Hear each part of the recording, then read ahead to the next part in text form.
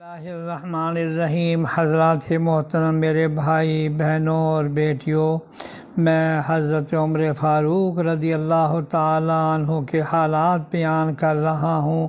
حضرت ابو بکر صدیق رضی اللہ تعالیٰ عنہ کی وفات کے بعد حضرت عائشہ صدیقہ رضی اللہ تعالیٰ عنہ سے روایت ہے کہ جب میرے والد کی علالت میں شدت ہوئی تو ان کے پاس کچھ چند اشخاص آئے اور کہا، اے خلیفہ رسول اللہ، کل جب آپ اپنے رب سے ملیں گے تو اس کا کیا جواب دیں گے کہ آپ نے ہم پر عمر ابن خطاب کو خلیفہ بنایا ہے؟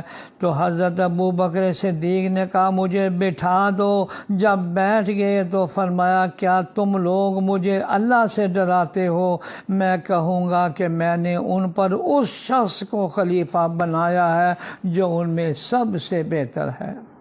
حضرت حسن سے روایت ہے کہ ہمارا خیال ہے کہ عمر رضی اللہ تعالیٰ عنہ سب سے پہلے جو خطبہ ارشاد فرمایا وہ یہ تھا کہ انہوں نے اللہ کی حمد و ثنا کی، پھر کہا کہ میں تمہارے شامل حال کر دیا گیا ہوں اور تم میرے شامل حال کر دیے گئے ہو۔ میں اپنے دونوں صاحبوں کو بعد تم پر خلیفہ ہو گیا ہوں۔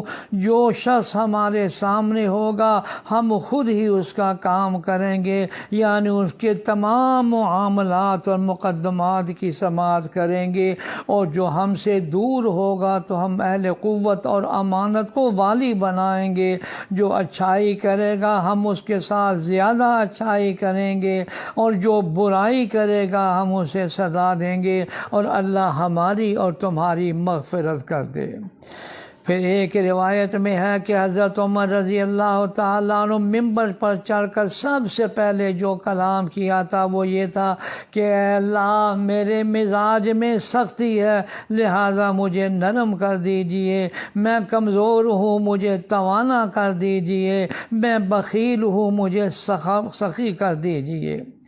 پھر حضرت عمر بن خطاب کو یہ کہتے سنا کہ 3 کلمات ہیں کہ جب میں انہیں کہوں تو تم لوگ ان پر آمین کہنا۔ اے اللہ، میں ضعیف ہوں مجھے قوی کر دے۔ اے اللہ، میں سخت ہوں مجھے نرم کر دے۔ اے اللہ، میں بخیل ہوں مجھے سخی کر دے۔ یہ حضرت عمر فاروق رضی اللہ تعالیٰ عنہ کی تواضع ہے۔ اللہ جل شانہ ہم سب کے دلوں میں حضرات شیخین اور ائمہ اربعہ، خلفائے اربعہ، تمام صحابہ کرام کی عظمت ہمارے دلوں میں رچا اور بسا دے۔ آمین یا رب العالمین۔